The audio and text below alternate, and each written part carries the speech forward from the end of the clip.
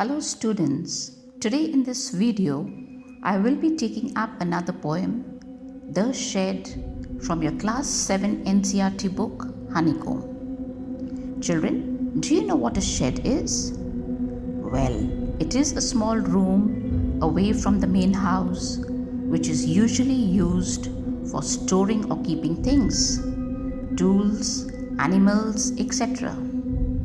And you all know that cows live in sheds. Now this is a very short, beautiful and narrative poem about a small child's curiosity. Before the explanation, let me once recite the entire poem for you. So listen to me very attentively. The Shed by Frank Flynn. There's a shed at the bottom of a garden with the spider's web hanging across the door. The hinges are rusty and creak in the wind. When I'm in bed, I lie and I listen. I'll open that door one day. There's a dusty old window round at the side with 3 cracked panes of glass. I often think there's someone staring at me each time that I pass. I'll peep through that window one day. My brother says there's a ghost in the shed who hides under the rotten floorboards. And if I ever dare to set foot inside, he'll jump out and chop off my head. But I'll take a peep one day. I know that there isn't really a ghost. My brother tells lies to keep the shed for his den. There isn't anyone staring or making strange noises. And the spider has been gone from his web since I don't know when. I'll go into that shed one day soon, but not just yet. So now children, let's have a look at the difficult words.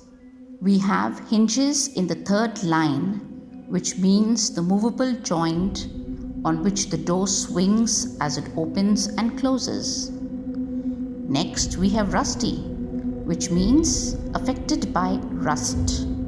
And rust is a reddish-brown coating formed on iron as it is exposed to moisture. Then we have creak, which is a sharp sound. Dusty, which is full of dirt or dust.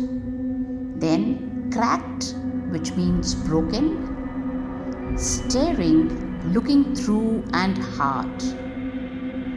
Rotten, decayed, and here it means spoiled.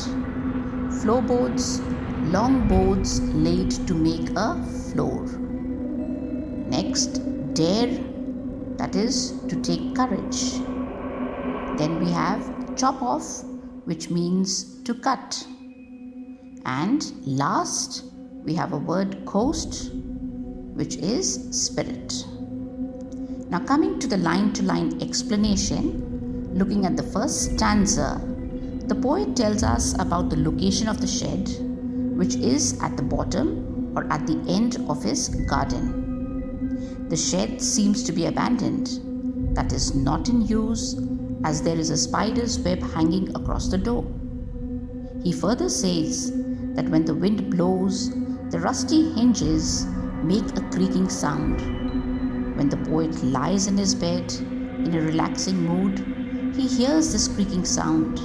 And this is a time when he decides that one day he will definitely open the door to check what is inside the shed. Coming to the second stanza, the poet further reassures his readers that the shed is abandoned by saying that there is an old window at the side which is covered with dust and 3 broken glass panes. The window seems to be mysterious to the poet, as every time he passes by it, he feels that someone is staring at him. He intends to have a peep or look through the window one day, although he cannot decide the time and day yet. Now moving to the 3rd stanza, the poet's brother tries to frighten him by saying that there is a ghost in the shed that hides under the spoiled floorboards, and if he dares to enter the shed, the ghost would chop off his head. But the poet decides to have a peep inside the shed one day despite his brother's warnings. In the final stanza, we learn that the poet is quite sure that his brother is just telling him lies or cooking up imaginative stories about the ghost, as he wants to keep the shed for his own use. Now the poet overcomes his fear and he no longer feels anyone staring at him or making strange sounds.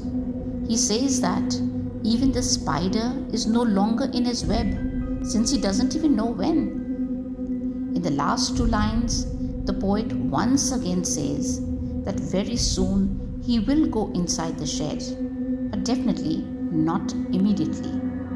He is going to take courage and enter the shed one day to see for himself what all is there. He is curious to know about the things that he has not seen. So out of curiosity, he wants to go inside the shed.